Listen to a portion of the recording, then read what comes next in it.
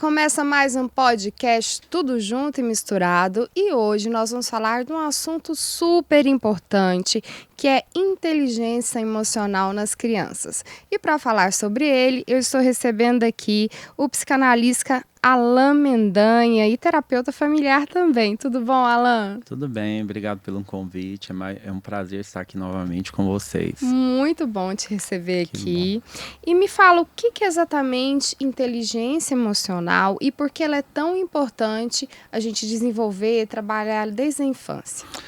Então, hoje é um tema muito falado, né? Então tem muitos que mudaram o termo para gestão das emoções. Aí você vai, peraí, já fica mais fácil, é uma gestão. Então eu tenho que aprender a fazer esse controle emocional. Agora, quando a gente coloca em crianças, fala assim, mas peraí, se os adultos não estão conseguindo ter essa inteligência emocional, como que nós vamos introduzir isso nas crianças? A questão é, inteligência emocional é eu saber lidar com os conflitos diários sem que aquilo tome uma proporção descontrolada e faça eu ter comportamentos que não são adequados para um adulto ou para uma pessoa naquele ambiente. Vou te dar um exemplo. Existe um mecanismo regulador. Às vezes você fala assim, eu não tenho inteligência emocional. Mas no trabalho, você está junto com o seu patrão, ele fala uma coisa que você não gosta de jeito nenhum, você tem um controle ali, você não responde ele, você não briga, mas peraí. Agora, se for em casa, com o esposo, ou o esposo com a mulher, com a esposa, o que ele faz? Aí briga, mas peraí, lá você não teve controle das emoções, aqui você tem. Então, inteligência emocional, eu aprender a lidar com as adversidades da vida, sem que aquilo tome uma proporção fora do normal. Seja uma perca de alguém, seja perca no trabalho, seja conflitos internos, seja conflitos com familiares. Então, tudo isso eu tenho que aprender a lidar, porque existe sim uma dor, existe sim uma questão emocional em todas as atividades do dia a dia. O que não pode ter é que aquilo tome controle da minha vida. Eu tenho que controlar isso. E me fala, como é que eu consigo, então, trabalhar isso na infância e principalmente, que eu acho que é o mais difícil, que é na adolescência, né? Na adolescência. Como que a gente trabalha? Então, o ápice vem na adolescência, aparentemente. Mas se você pegar hoje os relacionamentos, você vai ver que não é lá na adolescência, a vida adulta. Os casais não estão mais conseguindo lidar, então há muitos termos de relacionamento. Por que as pessoas focam na adolescência? Porque a adolescência é uma explosão já naturalmente emocional, de hormônios. A criança não é mais uma criança, não é adulta, então ela está numa metamorfose. Ela é um ser estranho. E ela mesma está passando por aqui, falando, peraí, eu não quero deixar de ser criança, mas também já não sou um adulto. Ela mesma já se encontra naquilo dali, ela né? já se encontra perdida, porque ela tem que tomar decisões para o futuro. Existe uma pressão muito grande externa, porque ela vai ser, o que ela vai fazer. Agora, a adolescência, ela reflete... O comportamento do adolescente reflete o que ele viveu na primeira infância dentro de casa. Então, se dentro de casa ele teve pais equilibrados emocionalmente, que sabia lidar com as dificuldades do dia de forma saudável, a criança vai ter essa explosão hormonal, ela vai ter essa explosão de emoções na adolescência, mas ela vai ter muito mais ferramenta e mecanismos para lidar com isso. Se você pega aquele filme lá, um filme que foi muito famoso, O Divertidamente, ele vai falar ali de várias emoções que aquela criança vivia, mas que ela precisava de um controle. Se ela não tiver um controle adequado para ela lidar com essas emoções da forma correta, ela cresce um adulto frustrado e com total descontrole das emoções. É o que a gente vê hoje que existe. Quando um pai me procura com problema com adolescente, fala, tô com problema do adolescente e tal, você dá tratamento e tal? Eu falo, não dou tratamento, eu dou treinamento. Eu treino a pessoa a lidar com as emoções, com o sentimento. Qual é a diferença? Ele sai de lá com lição, você vai ter que fazer isso, fazer aquilo, para você mudar. Mas o adolescente não tem problema sozinho, não. Vem o pai junto. Há muitos casos dos pais virem, o adolescente sair e ficar só o pai dentro da sala. Por quê? Se o pai não tem, como a criança vai ter? Pode um fruto cair longe da árvore? Não. Então, todas as vezes que você deparar com esse tema, como fazer para ajudar um adolescente a controlar as emoções e sentimentos? Primeiro vai lá na árvore, vê se essa árvore deu o que ele precisava. Se ele não deu, vamos voltar na origem, vamos reestruturar esses pais e vamos ajudar os adolescentes a lidar com esses conflitos também. Você falou que você ensina, né? Você eu dá treino. treino. É um treinamento. E quais são, como que é? Me fala um tópico desse treinamento. Vamos lá. O pai não tem paciência, não sabe lidar com as emoções, é explosivo ou a mãe que seja. Então vamos começar um treinamento diário. Eu pego a rotina da pessoa. Qual é a sua rotina? Levanto 6 horas, aí arrumo os meninos, aí eu pego o carro, levo os meninos na escola, tal. como é no trânsito? Ah, aquela correria. E gente ainda, então tá, no trânsito você vai começar a dar passagem para os outros, vai passar um carro na sua frente, você não vai deixar passar um, você vai passar 2, 3, até você sentir que você está controlando aquilo. A partir daí, você já vai controlar outras situações, você já começou a controlar o trânsito. O trânsito não vai ficar mais aquele trânsito monstruoso e você vai receber um monte de feedback positivo no trânsito. Você vai ficar impressionado, porque eu já tive isso. Você quer receber apoio positivo das pessoas? Quando você dá a pessoa, nossa, obrigado. Teve gente que buzinava, teve gente que bate palma. Nossa, obrigado. Por quê? Porque ninguém faz isso, as pessoas não fazem. Aí deixou um passar, o próximo não vai deixar. Aí eu deixo o segundo. Aí o segundo passa, você fala, eu não vou deixar, já deixou passar 2. Aí eu deixo passar terceiro. No quarto, o cara fica impressionado. O que eu tô fazendo ali? Treinando as minhas emoções, treinando o meu temperamento, aprendendo a agir não por reflexo, mas sob controle. E isso é um princípio bíblico. A Bíblia fala assim, sobre tudo que deve guardar, guarda o seu coração. Porque é o coração que provém as emoções. Você vai ver que o coração tá ligado direto nas emoções, tristeza, alegria e tal. Então deixa eu guardar. Agora ela fala outra coisa também, que são os frutos do Espírito Santo de Deus. Paz, paciência, benevolência, benignidade e domínio próprio. É o mais difícil, né? É o mais difícil. Por isso que é fruto do Espírito Santo de Deus. Não é todo mundo que consegue. Alan, a gente escuta muito falar hoje em dia assim que tem que deixar a criança se frustrar. Tem que deixar a criança se frustrar. Mas como que eu posso ensinar ela a lidar com aquela frustração? Porque não é só se frustrar, né? Não. Ela tem que também aprender a lidar com aquilo. O que eu posso fazer? Então tá, vamos um exercício para isso também. Hoje existe um conflito muito grande. As pessoas dizem, as crianças têm que fazer autorregulação emocional. Então ela tem que ter muita frustração. Tudo fora da medida é ruim. Hoje existe um problema muito sério no mundo, que o maior problema das crianças não é por frustração, não. É por falta de frustração. Hoje em dia a gente vê adulto que não sabe ouvir lidar com não, a frustração. Né? Por isso que a gente vê tanta tragédia por aí. Tanta tragédia. Sabe qual que é o nome disso? Baixa tolerância à frustração. Então hoje, aí uma outra vertente tem que frustrar ao máximo. Também está errado.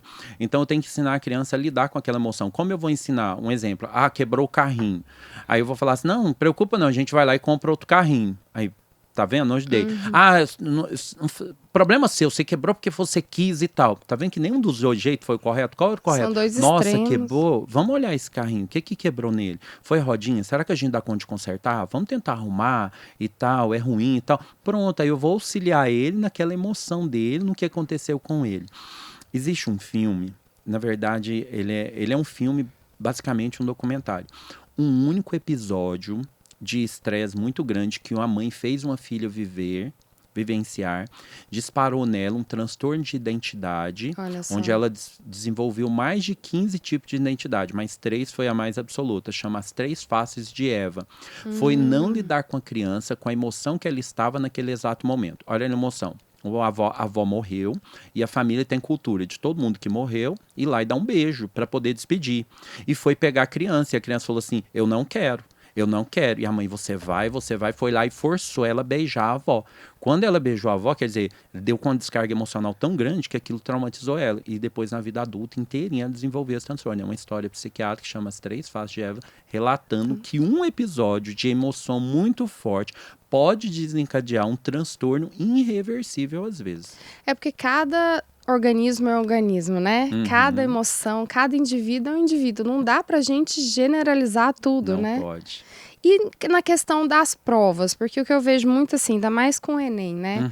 A gente força muito o estudante, você tem que estudar, você tem que estudar, você tem que ter um desempenho bom para você conseguir, pra gente conseguir entrar numa faculdade boa, né? Para conseguir pagar, porque é tudo muito caro.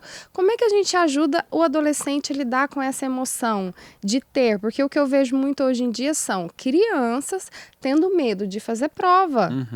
E entra em ataque de pânico, e não é o Enem, assim, de não conseguir falar, olha, eu não vou dar conta, aí tem dor de barriga, que é outro jeito da criança falar pra gente que ela tá com medo, né?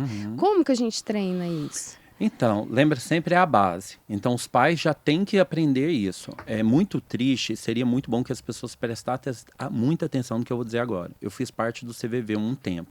Eu recebi uma ligação de uma menina de 15 anos, família super bem-sucedida, viajava para o exterior umas 3, 4 vezes no ano.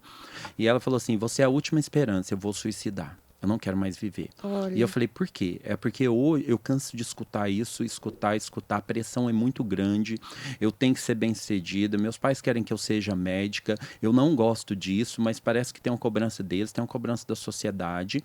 E outra coisa, sempre eles falam a mesma coisa, que eu sou uma pessoa ingrata, que eu tenho que ser mais grata. E hoje a minha mãe tornou falar que eu deveria ter gratidão, porque eu viajo, porque eu tenho uma casa boa, porque eu tenho um carro bom, porque tudo para mim é muito mais fácil, porque eu estudo numa escola boa. Lá na África as pessoas estão morrendo de fome e eu não quero mais viver. Olha a pressão que esses pais colocaram. Pois é. Agora, sabe o que é mais triste? A maioria dos pais fazem isso. Só que eles não sabem de uma coisa, que eu sei, lidando com esse adolescente, eles já se cobram.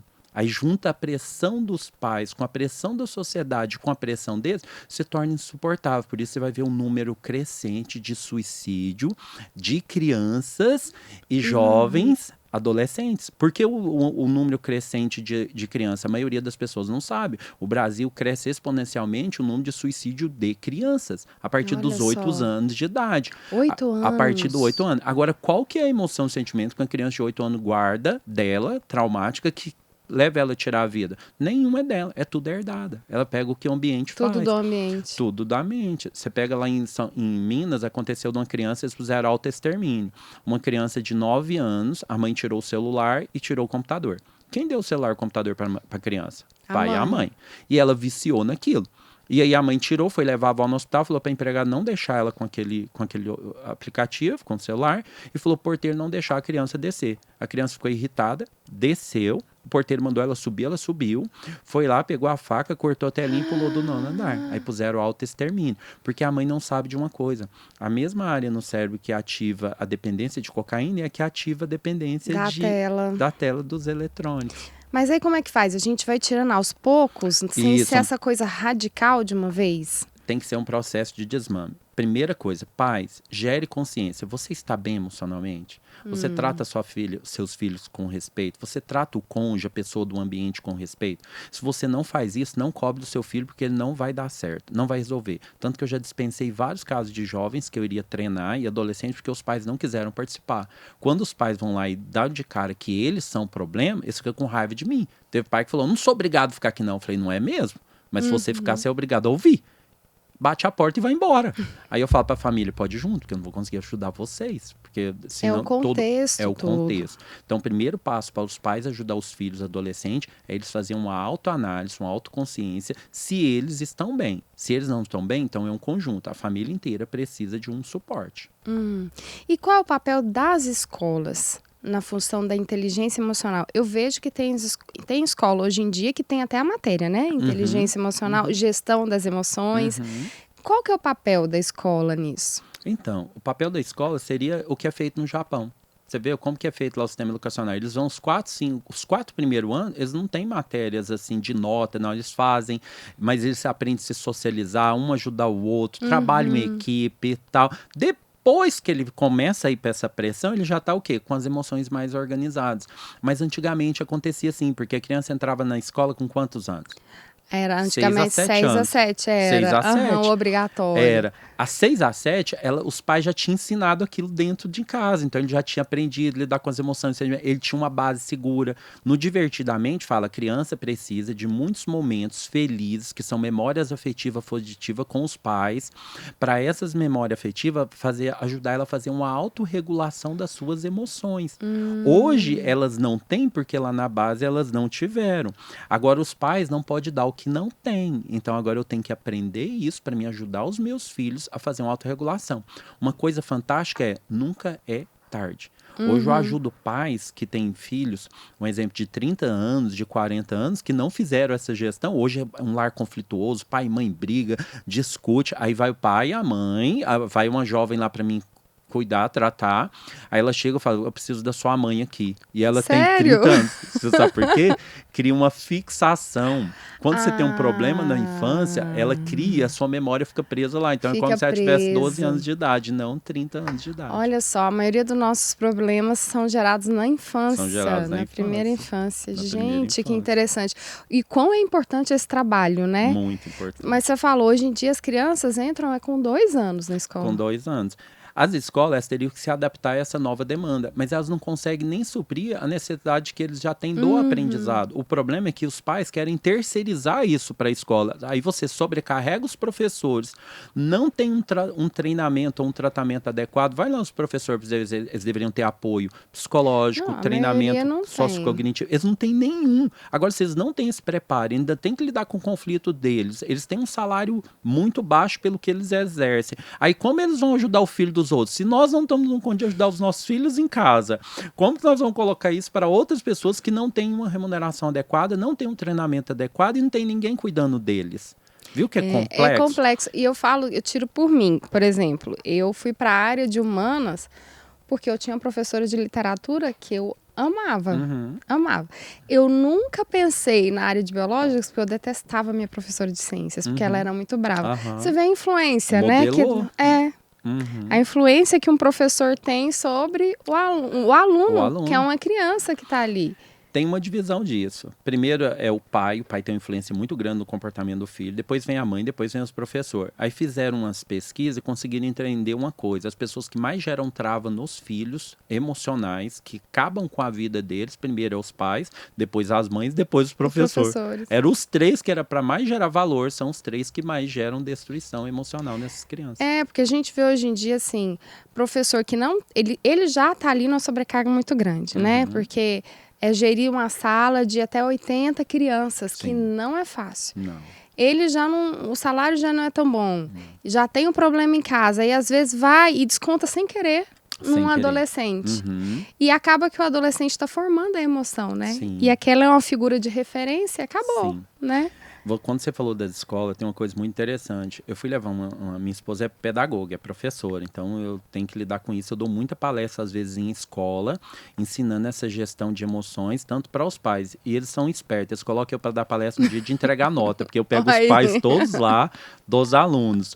Quando eu começo a mostrar para eles as falhas que tem dos pais e as falhas que os professores, porque acaba virando uma disputa ali, a obrigação é sua e um jogando para o outro, e a criança fica no meio, perdida. Então, quando eles começam a entender isso, começa a haver uma pequena mudança, mas é uma conscientização. O sistema não tem aparelho suficiente para isso. Mas uma coisa que eu observei é pessoas chegando com carros magníficos, aí eu pensava assim... gente, a escola não tem estrutura para o filho, o pai poderia estar dando uma estrutura melhor para o filho, mas não dá, então ele foca numa coisa que é mais importante. Eu fiz ao contrário, então eu de vez investir em bens materiais, eu investi na educação da minha filha, então pagava uma escola para ela muito cara, porque eu sabia que ela precisava de uma base. O que aconteceu? Agora ela já está com 17 anos, fez 17 anos ontem. Ela que foca no estudo dela, a gente não precisa falar nada, ela estuda, ela vai, ela volta, não precisa cobrar. E ela falou assim, porque ela queria medicina e tal, ela falou que queria medicina, é uma área da medicina. Aí ela falou assim, papai, mas eu não sei, porque eu ajudo tanta gente. Então hoje ela é suporte de outras pessoas. Olha aí. Mas eu tive que pagar um preço. Então entenda, para os pais ajudar os filhos, eles têm que pagar um preço. E esse preço é baixo? Não, esse preço é altíssimo. Teve uma mulher que ela educou muitos filhos e os filhos dela fizeram diferença na humanidade. O nome dela é Susana Wesley. Susana Wesley fala, para você salvar a alma do seu filho, você vai perder 1/3 da sua vida. Hoje os pais não querem perder tempo da vida deles. Você tem que estar disposto, né, para perder. Eu tô numa fase agora com a minha filha que eu sou mãe turista, sabe? Eu trabalho, saio, pego, levo pra escola, trago e tal. E esses dias eu parei e falei, nossa, eu tô tão cansada, mas vale a pena. Porque eu tô fazendo questão de estar presente, não é? Os pais têm que ter essa disposição, né? Para criar uma criança emocionalmente saudável. Correto. Quando você falou isso, vou dar mais uma dica. Eles falam assim, é impossível os pais ter a mesma quantidade de tempo que os pais de antigamente tinham. Então, descarta essa possibilidade. Porque tem muita gente que fala assim, importante não é a quantidade de tempo, é a qualidade do tempo. Na verdade, teria que ter mais tempo, mas não tem, isso é irreversível. Então vamos lá. O que eu tenho que fazer agora? Usar o tempo com a maior qualidade possível. Quando você for conversar com sua filha ou tiver momento com ela, uma dica simples que muda toda a história. Eu não tenho mais acesso a eletrônico. Então eu tiro o eletrônico, eu não mexo o celular na frente dela. Minha filha fez isso por muitos anos. Eu tinha que Ótima conversar com ela, dica. eu usava o celular no banheiro. Se ela estivesse na sala mexendo, ela chegava, eu escondia o celular. Então não queria que ela visse, porque eu estava cobrando dela para ela não ficar com isso preso o tempo inteiro. E então é o eu dava exemplo. exemplo. Então, olha aqui um exemplo. Eu não tenho tempo. Ela me cobrava, papai, eu chego, você não me beijou. Criança tem isso. Quando você foi embora pro serviço, você não me deu um beijo, eu não vi. Falei, dei sim. E eu li um livro, chamava Toque de Afeto. Eu peguei uma lição do cara que eu achei fantástico. Falei assim, eu te beijei sim, você não viu. Ela não beijou. Então vamos fazer um negócio? Todo dia que eu for na sua cama e te beijar, eu vou dar um nó no lençol. E se você acordar e ver um nó, é porque eu te beijei. Aí ela acordava, viu o nó. Aí ela dizava, não, papai me beijou. Boa. Aí o que aconteceu um dia? Ela chegou de mim e falou, papai, você não foi lá me beijar. Eu falei assim, fui sim. Ela falou, não foi. Eu falei, você viu o nó? Aí ela foi lá, isso ela já tinha uns 10, 11 anos. Ela foi lá, é mesmo, eu nem tinha visto o nó, dizia não. Por que eu peguei nisso? Porque o cara falou o seguinte, teve uma reunião de pais, e aí ele foi e ele não tinha tempo com a filha, porque ele corria muito, fazia muita coisa. Mas todo o tempo que ele tinha, ele fazia questão de dar muita qualidade para aquele tempo. Igual eu tô falando, dicas simples. Fazer coisas, divertir, plantar junto, fazer uma plantinha, guardar celular, não mexer em eletrônico, não ir para tela, ir para toque, ajudar, acolher naquela dor. E aí o que ele fez? Ele sentiu que todo mundo ia falar, e a filha dele foi falar, falou, caraca, vai falar mal de mim pra caramba. Falou, meu pai é muito presente, o tempo inteiro ele tá comigo, ele faz tudo comigo. Por quê? Porque ela se apegou nas emoções que ele cuidava, porque ele dava tempo de qualidade. Então, você não vai conseguir o mesmo tempo, Setiana, mas procura fazer coisas diferentes com tempo de qualidade. Outro exemplo, nós estávamos viajando num interiorzinho, aí passou um lugar, tinha muita... aquelas flores grandonas de sol, para girassol. Girassol. Aí ela falou, nossa, papai, eu queria levar um girassol dessa. Eu fui lá, encostei o carro e tal, e a gente foi lá pegar girassol. A maioria dos pais, não, né, tá mandando e tal, tá com pressa e tudo. Então, perigoso, não? É perigoso. Então, tudo que você for fazer, tudo que os seus filhos falar, pare e escute o que ele está falando. Ouça ele, entenda ele, acolha a emoção dele. Aí você vai fazer diferença na vida do seu filho. Mas um detalhe, se você não estiver bem, você mesmo, com as suas emoções, com o seu trabalho, então você tem que resolver o seu problema para você ajudar ele a fazer uma regulação da emoção dele. Nós estamos falando de tempo de qualidade com a criança. Mas, antigamente, o pessoal falava assim, deixa na escola com 2, 3 anos, não despede não. Sai de fininho, sai escondido, porque senão ele vai chorar. Isso é ruim, não é? Nossa, isso é traumático. Isso causa tem um livro fantástico que a maioria das pessoas adultas deveriam ler. Vai ajudar eles em muitos aspectos, mas vai ajudar principalmente em um. A não fazer isso com os filhos. Chama A Raiz da Amargura, da Joyce Meyer. Acho que é A Raiz da Amargura, mas você coloca lá Joyce Meyer, você vai entender. A Raiz da Rejeição, o nome do filme. Do livro. Você vai ver que isso aí cria na criança a raiz de rejeição. Que ela sempre vai ser abandonada. Sabe o que acontece com ela na vida adulta? Ela não cria muitos vínculos. Por quê? Porque ela sente que ela vai ser abandonada. Aí você vai ver uma pessoa que tá tudo certo para dar certo no relacionamento, encontrou uma pessoa perfeita, fala, nossa, namorou 1, 2 anos, terminou, não sei, me deu um negócio e tal, não dava mais certo, desconectei. Aí ela tem o quê? Síndrome de rejeição. Ela acha que ela vai ser rejeitada, logo eu rejeito para mim não sofrer a dor da consequência. Eu lembro que me deram esse conselho quando eu deixei. Eu falei, nossa, eu não vou fazer isso. Eu ainda falei para a professora, eu não tenho condição. Eu não tenho condição emocional de fazer isso. Aí eu falava para minha filha, olha, vai passar um recreio, 2 recreios e a mamãe volta, ok?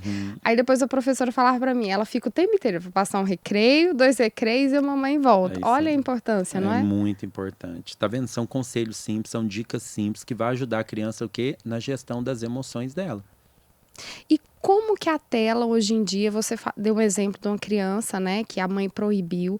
Como que a tela, ela prejudica emocionalmente a criança? Então, lá ela vai fazer muitas comparações de famílias, de pais e tudo. E essas comparações todas vai deixar ela achando que ela teria que viver naquele padrão. Então, exemplo, tudo tem desenho que tudo que a criança quer, o pai e a mãe faz. Então, tem animações que ela entra que os pais não têm noção. Então, ela é um espelhamento. Quando eu tinha só o pai e a mãe, eu ia basear a minha educação no do pai e da mãe. Agora não, ela tem um universo de pessoas ali falando um monte de informação e a gente não sabe quais as informações estão entrando, porque o sistema ele quer vender produto. Então, se ele coloca lá qualquer coisa, qualquer programa para criança, é para vender alguma coisa, porque criança não é consumidora através dos pais. E isso ele usa um monte de mecanismo. Por isso você vai ver crianças manipulando pais, que quer isso, que quer aquilo, que se não der aquilo chora e tal. Então, a tela ela tem que ser supervisionada e o tempo reduzido. Pra você ter uma noção, é tão drástico, uma criança de 5 anos ela não poderia ter acesso a tela nenhuma. Porque ela está em desenvolvimento ainda. Acima de 5 anos, ela poderia ter umas 2 horas supervisionada com os pais. Sabe o que é supervisionado? Não é remotamente, não. Sabe, é do lado, olhando. Não é aqueles olhando. aplicativos que a gente controla, não? É do lado, olhando o que a criança está olhando. Porque ali você vai perceber o que esse desenho está falando, o que ele está induzindo a ela e tal. Não tá, nossa, isso aqui não é apropriado, deixa eu mudar. E hoje existe um exemplo, você vê plataformas especializadas em conteúdos saudáveis. Então, eu tenho que buscar essas plataformas para mim ter conteúdo saudável para meu filho. Mas o problema maior já começa na infância, porque quando você sai dessa primeira fase da infância, que a criança vai ficando um pouquinho mais velha, ela tem acesso a tudo que o mundo dá direito. Sabe o que aconteceu? Existem muitas crianças hoje viciadas em pornografia. Criança viciada em pornografia. Porque o pai não viu o que a criança estava assistindo. Não supervisionou, e ela, criança, é curiosa. Aí ela vai começar a olhar aquilo e tal. Eu tenho acesso a jovens adultos de igreja que teve acesso desde pequenininho, pai e mãe não sabe. Por que não sabe? Porque deu um aparelho que a pessoa tem acesso a coisas que vai destruir a vida dela. Então, supervisionar tem que ser do lado e acompanhar e ter tempo de cuidar. Senão, você não vai ajudar ele na adolescência. Vai ser muito difícil. Eu vou ter que ter um trabalho triplicado para ensinar. Dá para a gente fazer? Tá, é muito mais difícil. Mas se os pais têm acesso a isso agora, faça agora que a conta vai ser mais baixa. Detalhe, existe uma coisa que muitos pais não sabem, chama-se síndrome da adolescência normal. Todo adolescente normal, numa determinada fase da vida, ele vai ter conflitos e ele vai ter embate e ele vai partir para cima de você. Isso é porque ele é normal. Aí você vai ter que estar preparado emocionalmente, equilibrado emocionalmente para não entrar em embate. Esse equilíbrio. Então, mas sabe uma coisa que falam muito que é mentira? Fala assim, não existe escola para pais. Já ouviu isso muitas vezes? Agora existe. Tem um monte de livro que vai ensinar. Olha só. Um exemplo, você tem uma profissão, você teve que estudar? Muito, né? Pronto, é a mesma coisa ser mãe agora e ser pai. Você tem um desafio. Então, tem várias leituras, literaturas que vai te ajudar. E você pode fazer do seu desafio uma missão. A partir do momento que eu aprendo para o meu, eu aprendo a replicar para outros também. E a gente vê muito hoje em dia agora jovens que não têm a maturidade emocional para estar nesse mundo instagramável, nesse mundo. Porque assim, tem os haters, né? Aí a pessoa vai, começa a fazer um sucesso e os haters atacam. E a gente vê o jovem entrando numa depressão muito grande. Porque não dá conta. E é uma coisa que não é pessoal. O confronto não é pessoal. O confronto é na internet. A gente vê até uma menina que entrou num programa famoso aí que ela achava que todo mundo estava contra ela. Que aquilo foi feito contra ela, né? E na realidade não foi. Então, como que a gente consegue fazer que os nossos jovens tenham essa gestão da emoção de ver que, não, isso aqui é uma pessoa fake e fez aquilo só para me atacar. Beleza, eu vou continuar meu trabalho aqui, tranquilo, e se ele quiser falar mal de mim, é ele que fale. Tá. Entendeu? Quando você fala dos jovens, é interessante. Os adultos estão tendo isso? Não. Então vamos lá. Vamos tentar ajudar os jovens. Mas os adultos não estão tendo. Você falou uma coisa lá, a gente pulou, não te respondi, não ficou claro. Como eles fazem para estudar e não ter tanta pressão, passar nas provas e tal e tudo. Primeira coisa, eles têm que entender como funciona o processo de memorização. Então, eles têm que curar os traumas deles e entender como funciona a memorização. Se você tiver marga, conflito, briga durante o dia, o seu cérebro à noite ele vai processar o que ele deve guardar. Ele não vai guardar o que você estudou, ele vai guardar a briga, o conflito e as coisas negativas. Por isso que a Bíblia fala, não deixe que o sol se ponha debaixo da sua ira. Deus já sabia disso, porque ele programou o mecanismo. Gente, você que é mãe, que senta do lado e o menino no estúdio, você tá lá brigando com ele vai gravar só a sua briga. Só a briga, não vai gravar mais nada. Olha lá. Então, todo jovem adolescente vai estudar para Enem, tem conflito com alguém, com o tia, com a mãe, com quem for no passado, resolva o conflito, porque aí você vai estudar e você vai gravar. Porque o seu cérebro tem uma coisa que chama generalização. Se ela brigou com a tia ou tem raiva de uma tia, todo mundo que tem a aparência da tia, que tem o nome da tia, já ativa um gatilho. Aí se ela vai fazer a prova um dia antes e vê um nome lá no jornal, em qualquer lugar, o inconsciente dela pega, no dia ela vai abalada fazer a prova. Vai esquecer tudo. Gente, nosso cérebro é muito complexo. Ele é uma máquina e ele tem que ser comandado. E a Bíblia ensina todas as diretrizes. O problema é que a ciência, muitas das vezes, pseudociência, mostra que não, que você pode ir autônomo. Eu ajudei uma menina que passou em medicina por causa disso. Era conflito com a irmã, não conseguia passar lá do Mato Grosso. Então hoje eu tenho pacientes que vêm do Mato Grosso para Goiânia, justamente porque ela conseguiu dar um salto quântico. Sabe o que ela aprendeu? Lidar com a irmã, perdoar a irmã, e aí ela passou tudo que a irmã fazia contra ela, ela não absolvia aquilo, estudava, passou em medicina. Olha só. Então, os jovens, os adolescentes agora, para eles aprenderem a lidar com essa situação, entender que existe um mundo fake e existe um mundo real, eles têm que ter uma base estruturada para isso. Agora, se ele não tiver uma base estruturada para isso, nós vamos ter que buscar acompanhamento, ele buscar ajuda para ele poder mudar. Quando eu te falei que eu dou treinamento, porque eu uso ferramentas, a pessoa chega lá, eu acolho a emoção, faço desbloquear os traumas que ela tem, tirar essas raízes de trauma, mas eu indico livros, leitura, processo de memorização, automeditação para dormir. Então, são um conjunto de coisas. Minha filha aprendeu, ela faz isso todos os dias. Olha lá um exemplo. Descobriram agora estudos científicos. Se você tiver dúvida, falar, não, será que esse cara está falando é verdade? Existe um estudo, se você pegar lá no YouTube, ele vai te mostrar. Pessoas que passam, em média, 30 minutos por dia lendo a Bíblia, o cérebro desenvolve uma capacidade monstruosa. Ninguém entende isso. Sabe o que acontece com ele? Cura, ajuda você a ser ajuda a gestão das emoções, ajuda a curar a ansiedade, ajuda a curar a depressão, e aumenta a sua sinapse. Você fica mais inteligente. Então, você tem muito mais capacidade. Tem que ser 30 minutos por dia. Quem faz 1 ou 2 vezes por semana não tem o mesmo resultado. Mediram, você vai ver que é científico. Olha só. Então, o que a minha menina faz? Ela levanta cedo, ela tem o diário dela, o devocional. À noite eu passo na porta do quarto dela, eu escuto ela ouvindo as meditações para dormir. Porque o que funciona? Seu cérebro, quando você vai dormir, ele vai fazer igual um computador. Quando você desliga o computador, ele apaga tudo que você não salvou. Então, você está lá no Word trabalhando um tempão, tem o salvamento automático, o que não foi para o salvamento automático vai apagar. Seu cérebro faz do mesmo jeito, só que ele faz o quê? O processo de seleção. Então, você foi dormir, às vezes, chateado com alguma coisa, você não sabe nem o que é. Só que quando você faz uma automeditação na hora de você dormir, tem automeditação cristã, você pode selecionar o que você quer ouvir. Quando você faz uma automeditação, meditação guiada, ela conduz a sua mente para acalmar, o dia acabou e tal. Aí ela começa a gerar uma leveza na sua mente, aí você vai dormir com pensamentos bons. Você vai descansar, você não vai acordar cansado, seu processo de memorização vai ser correto e sua energia, suas forças vão se renovar a cada manhã. Olha isso, e você não vai precisar do Zolpidem para dormir, que tá na moda e todo mundo usando, né? Já vai dormir tranquilo. Ela foi muito bom, o nosso tempo já estourou. Eu vou chamar de novo você aqui, porque é um assunto muito extenso e muito interessante, viu? Muito obrigada. Obrigado pela oportunidade, Deus abençoe e paz. Aproveite essas dicas e aplique. É a única maneira de você ajudar seu filho. É isso aí, você fica com o nosso próximo podcast. Tchau, tchau.